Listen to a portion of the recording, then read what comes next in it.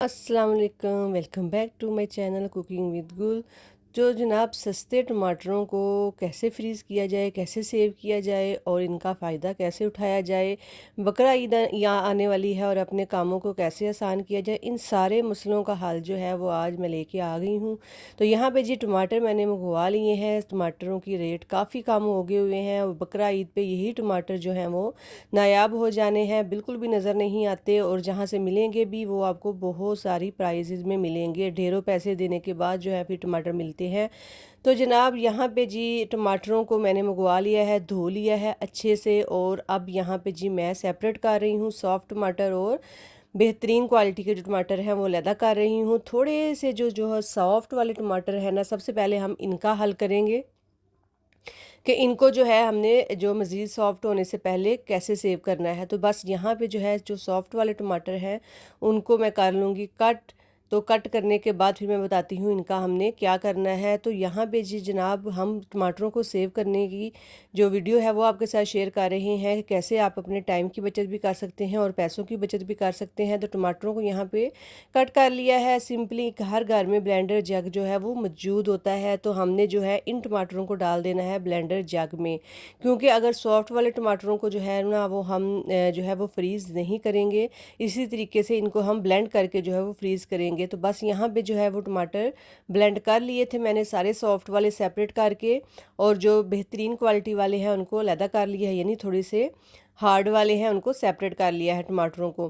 तो उनको कैसे सेव करना है वो भी मैं आपको आगे चल के बताती हूँ। तो यहाँ पे जी टमाटरों की प्यूरी रेडी है, मैंने एक डिश में निकाल ली है ताकि ज़्यादा से ज़्यादा जो प्यूरी है वो इसमें आ सके और हम इसको सेव कर सकें। तो बस इसको हम रख देंगे फ्रीज़र में।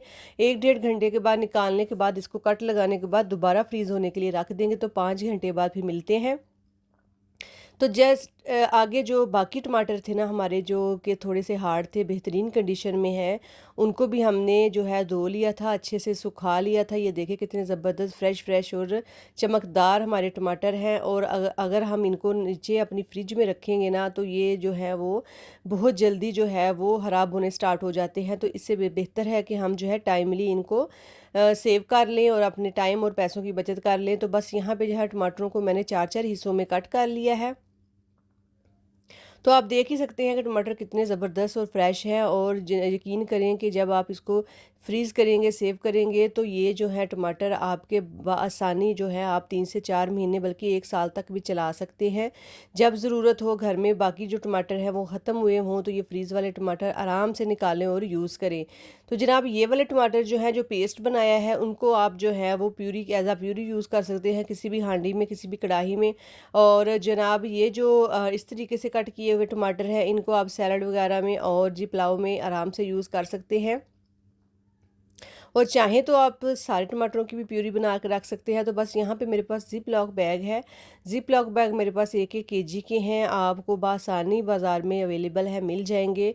तो आप इनमें जो है इन टमाटरों को सेव करें। इनमें डालने का ये फ़ायदा हो जाता है, एक तो ये जगह कम घेरेंगी आपकी फ्रीज़र में, और दूसरा ये कि ये जो है स्मेल जो है वो बाहर नहीं जाएगी, ना ही बाहर वाली चीज़ों की स्मेल इसके अंदर जाएगी।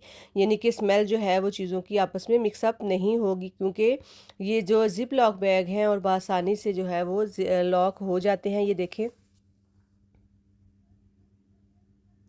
तो अब आप अपने किसी भी इवेंट को, किसी भी ईद बकरा ईद को जो है बआसानी जो है वो हैंडल कर सकते हैं, क्योंकि ज़्यादा से ज़्यादा मेहमान आते हैं, दावतें होती हैं और फिर आपके पास टाइम नहीं होता। और यकीन करें बाज़ारों से टमाटर वगैरह ये चीज़ें जो है वो नायाब हो जाती हैं, नहीं मिल रही होती।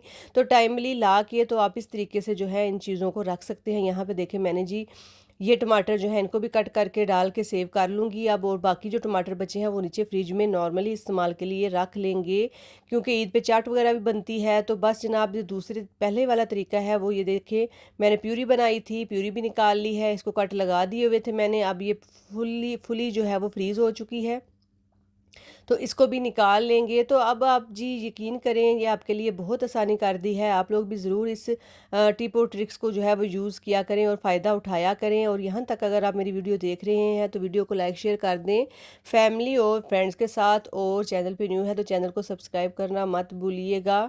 और डीमोटिवेट मत होने दिया करें। एक कितना सा टाइम लगेगा आपका, 4 से 5 मिनट लगते हैं और हमारे लिए एक व्यू जो है वो बहुत अहमियत का हामिल होता है, क्योंकि हमने ये वीडियो बहुत ही मेहनत से आपके लिए बनाते हैं और आपके लिए लेके आते हैं। तो बस यहाँ पे जो मेरे बाकी प्यूरी थी बाकी कंटेनर्स में फ्रीज़ कर ली थी, बस उनको भी डीमोल्ड कर लेंगे और इनको भी जो है वो हम ज़िप लॉक बैग में आराम से सेव कर लेंगे। अच्छा, ज़िप लॉक बैग में सेव करने से ये होता है कि एक तो जगह जो है वो ये ज़िप लॉक बैग बहुत कम घेरते हैं, क्योंकि जो जनाब आगे बकरा ईद भी आने वाली है, तो हमने ज़ाहिर है गोश्त वगैरह भी रखना है और चीज़ें भी ज़रूरत होती है, आइस की बर्फ़ की ज़रूरत होती है।